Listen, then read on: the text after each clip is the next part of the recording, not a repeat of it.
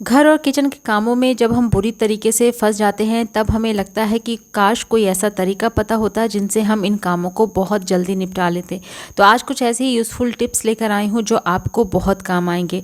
तो hello everyone, आपका मेरे चैनल पे बहुत बहुत स्वागत है। अगर आपको आज का वीडियो यूज़फुल लगे तो प्लीज़ वीडियो को एक लाइक करिएगा और चैनल पर न्यू है तो इसे सब्सक्राइब करिएगा। तो चलिए वीडियो को शुरू करते हैं। आज की पहली टिप है वो है दूध से जुड़ी हुई। जब भी हम बच्चों को ग्लास में दूध देते हैं तो आप देखते होंगे कि जब वो पीते हैं ना, कभी कभार वो हल्का हल्का गिरा देते हैं क्योंकि ग्लास में से जो दूध है वो छलक जाता है। तो मार्केट में कई तरीके के सिपर आते हैं, मिलते हैं, जो आप अगर उसमें दूध रख के बच्चों को देते हैं तो वो बहुत ही ईजिली पी लेते हैं। बिल्कुल भी दूध जो है वो गिरने का डर नहीं रहता है, पर सबके पास वो होता नहीं है। तो उसी तरीके का अगर आप कुछ एक जुगाड़ करना चाहते हैं तो इस तरीके का एक बैलून आप ले लीजिए और बैलून का जो ये पतला वाला साइड है ना, इस साइड हमें कुछ कैंची से इस तरीके से हमें कट करके हटा देना है। उसके बाद इसका आप माउथ इस तरीके से ओपन करके ग्लास के ऊपर हमें लगा देना है। जब दूध हम इसमें रख लेंगे ग्लास में, उसके बाद तो ये बहुत ही अच्छे से जो बैलून है वो ग्लास को पकड़ लेता है, बिल्कुल भी जो है लूज़ नहीं होता है, जिससे दूध बिल्कुल भी गिरने का डर नहीं रहता है। उसके बाद बीचों बीच आप एक छोटा सा होल कर लीजिए कैंची से कट करने के बाद। उसके बाद हमें इसमें लगाना है जो स्ट्रॉ होता है ना, जब नारियल पानी या फ्रूटी वगैरह जब हम लेते हैं तो इस तरीके के स्ट्रॉ मार्केट में आसानी से मिल जाते हैं। तो आप ये स्ट्रॉ आप इस होल में इस तरीके से डाल दीजिए तो बच्चे ईजिली जो है वो दूध को पी पाएंगे और जो दूध है वो छलकेगा नहीं। और इस तरीके से एक जो मार्केट में सिपर मिलता है जो काफ़ी कॉस्टली भी मिलता है, तो वो हम घर में भी इसको ईजिली बनाकर तैयार कर सकते हैं। तो ज़रूर ट्राई करिएगा। उम्मीद करती हूँ ये वाला टिप भी यूज़फुल लगा होगा। तो नेक्स्ट टिप में भी हम बैलून से ही एक बहुत ही यूज़फुल चीज़ बनाने वाले हैं। तो जो हमने पीछे के साइड का जो पतला वाला साइड है ना वो कट किया था, तो उसमें से आप कुछ इस तरीके से पतले पतले स्ट्रिप्स आप कट कर लीजिए। तो ये हमारा बन के तैयार हो जाता है रबर बैंड, जो कि हम बहुत सारे कामों में अपने इस्तेमाल करते हैं। किचन में आए दिन हमें इस्तेमाल में आता ही है। कोई भी पैकेट अगर हम उसको कट करते हैं कंटेनर में फिल करने के लिए, अगर थोड़ा बहुत बच जाता है तो हम क्या करते हैं पैकेट में ही रहने देते हैं और उसके बाद उसमें है ना रबर बैंड लगा देते हैं या फिर क्लॉथ पिन लगा देते हैं। तो ये जो बैलून है, अगर आपके पास पुराने बैलून है या फिर जो थोड़े बहुत फट वगैरह जाते हैं, तो उन बैलून से भी आप इस तरीके का रबर बैंड बनाकर तैयार कर सकते हैं। और जो इस तरीके के पैकेट्स होते हैं ना, उसमें आप इजीली उसको लगाकर अपने इस्तेमाल में ले सकते हैं। तो आई होप ये वाला टिप भी आपको यूज़फुल लगा होगा।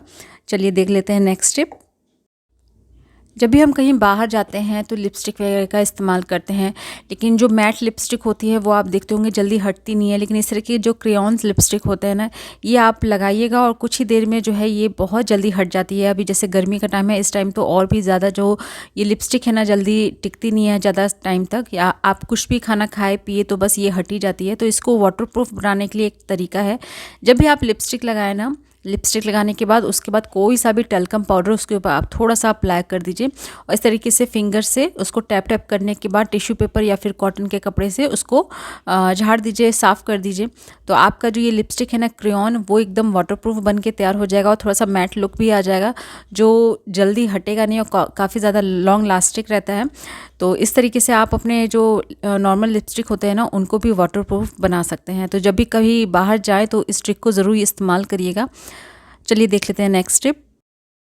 जब भी हम टिफ़िन में बच्चों को एप्पल वगैरह कट करके देते हैं तो क्या करते हैं, इस तरीके से कट कर देते हैं और स्लाइसेस अलग अलग करके टिफ़िन में रख देते हैं, जिसके बाद आप देखते होंगे वो ब्लैक से पड़ जाते हैं, तो बच्चे फिर उसको खाना पसंद नहीं करते हैं। तो आप इस तरीके से जैसे मैं कट कर रही हूँ ना, आप अगर उस तरीके से देते हैं तो ये एप्पल जो है बिल्कुल भी ब्लैक नहीं पड़ेंगे और स्लाइस में तो रहेंगे ही, जिससे बच्चे ईजिली उसको निकाल कर खा भी पाएंगे। तो कुछ इस तरीके से एप्पल को हर तरफ से कट कर लेना है स्लाइसेस में। उसके बाद इसको हमें अलग नहीं करना है, सेम जैसा एप्पल होता है ना, बस उसी तरीके से सेट करने के बाद उसमें हमें लगा देना है एक रबर बैंड। रबर बैंड लगाने से क्या होगा, ये खुलेगा नहीं और जब भी बच्चों को टिफ़िन करना होगा, लंच करना होगा, तो वो रबर बैंड हटाकर एप्पल को ईजिली खा पाएंगे।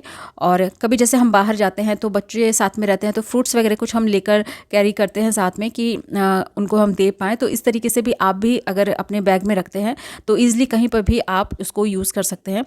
तो उम्मीद करती हूँ ये वाला छोटा सा टिप भी आपको ज़रूर यूज़फुल लगा होगा। चलिए देखते हैं नेक्स्ट टिप। अगली टिप जो है इस तरीके के नेल कटर से जुड़ी हुई है। तो नेल कटर का इस्तेमाल हम सब करते हैं। तो क्या होता है ना कि इसमें इस तरीके का हैंग करने के लिए एक दिया रहता है, तो जिसको अगर हम हैंग करके रखते हैं तो हमें सामने में मिल जाता है। कभी कभार होता है कि नेल कटर में से ये हैंग करने वाला पार्ट जो है वो टूट जाता है, जिसके बाद अगर हम कहीं पर इसको रख देते हैं तो फिर जल्दी मिलता नहीं रहता है, क्योंकि अगर हैंग कर देते हैं तो सामने में हमें जल्दी मिल जाता है। तो आपको क्या करना है कि इस तरीके का एक बड़ा सा सेफ्टी पिन आप ले लीजिए और जो इसमें होल रहता है ना वहाँ पर इस तरीके से आप फंसा दीजिए, तो बहुत ही अच्छा सा आपको ये हैंग करने के लिए मिल जाएगा, जो कि आप कहीं पर भी अगर हैंग कर देते हैं तो ईज़िली आप नेक्स्ट टाइम जब भी आपको नेल कटर का इस्तेमाल करना होगा आप ईज़िली उसको ले पाएंगे, आपको मिल जाएगा। तो ये छोटा सा टिप है लेकिन आपका काम जो है वो बेहद आसान बनाएगा। अगर टिप पसंद आई है तो प्लीज़ वीडियो को एक लाइक ज़रूर करिएगा। चलिए देखते हैं नेक्स्ट टिप। अगली जो टिप है वो बहुत ही ज़्यादा ज़रूरी इन्फॉर्मेशन है, जो कि आप सबको जानना और समझना बहुत ज़रूरी है। जब भी हम कोई नया सिलेंडर लेकर आते हैं तो हम चेक नहीं करते हैं कि उसकी एक्सपायरी डेट क्या होती है। जी हाँ, उसकी भी एक्सपायरी डेट होती है। जैसे कि हम कोई भी खाने पीने की सामान लेकर आते हैं ना तो उसमें एक्सपायरी डेट हम देख कर लेते हैं। सेम उसी तरीके से हमें सिलेंडर को भी देख कर ही लेना चाहिए। आप इसके नेक पर देखते होंगे कुछ अल्फ़ाबेट और कुछ नंबर्स लिखे रहते हैं, तो वही इसकी एक्सपायरी डेट होती है। अब हम इसको कैसे जानें कि इसकी एक्सपायरी डेट क्या है, क्योंकि इसमें अल्फ़ाबेट लिखे रहते हैं, समझ में नहीं आता है। तो यहाँ पर अगर ए लिखा है तो ए से मतलब होता है जनवरी, फरवरी, मार्च, और अगर बी है तो अप्रैल, मई, जून, और सी है तो जुलाई, अगस्त, सितंबर, और डी है तो अक्टूबर, नवंबर, दिसंबर। तो इस तरीके से हम मंथ की जानकारी ले सकते हैं और उसके बगल में लिखा रहता है कुछ नंबर जो कि ईयर से रिलेट करता है। तो आप इस तरीके से जान सकते हैं कि आप जो सिलेंडर लेकर आ रहे हैं ना वो कौन से ईयर में और कौन से मंथ में वो एक्सपायर होने वाला है। उम्मीद करती हूँ आपको बहुत अच्छे से मैं समझा पाई हूँ। तो जब भी आप आगे से सिलेंडर लाएँ तो ज़रूर ध्यान दीजिएगा। अच्छा, कई बार होता है कि हम नया सिलेंडर ले आते हैं और हमें पता नहीं रहता है कि चेक कैसे करें कि वो लीक कर रहा है कि नहीं। तो ये भी जानने का एक बहुत ही अच्छा तरीका है, जब भी आप न्यू सिलेंडर लेकर आए ना तो उसका है ना ये खोल कर आप है ना थोड़ा सा पानी, जो नॉब है ना वहाँ पर 2 बूंद पानी रख कर आप इसको चेक कर सकते हैं। अगर वहाँ पर बबल्स आ रहे हैं तो इसका मतलब आपका जो सिलेंडर है वो लीक कर रहा है, और अगर जो पानी अगर हम रखते हैं ना वो स्थिर रहता है, बिल्कुल भी हिलता नहीं है, तो वो लीक नहीं कर रहा होता है। तो इस तरीके से आपका जो सिलेंडर है वो लीक कर रहा है कि नहीं वो भी आप जानकारी ले सकते हैं। साथ में जब भी हम नया सिलेंडर लेकर आते हैं ना तो हम क्या करते हैं कि जब उसको हमें कहीं एक जगह से दूसरी जगह मूव करना होता है तो हम सिलेंडर को इस तरीके से घिसका के लेकर जाते हैं। लेकिन क्या होता है ना कि इतना हैवी होने के कारण ठीक से हम ले नहीं जा पाते हैं, या फिर अगर घर में कोई मेंबर नहीं है तो ये काम हमें खुद ही करना पड़ता है।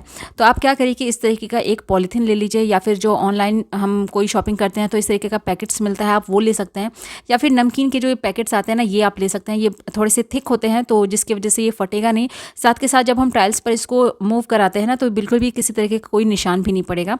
तो इस तरीके से आप सिलेंडर के नीचे रखकर आप इसको एक जगह से दूसरे जगह पर ईजिली जो है मूव करके ले जा सकते हैं।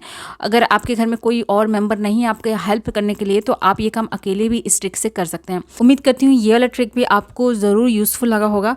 दोस्तों ये था आज का वीडियो। उम्मीद करती हूँ आज के सारे टिप्स एंड ट्रिक्स और घरेलू जुगाड़ आपको ज़रूर काम आएंगे।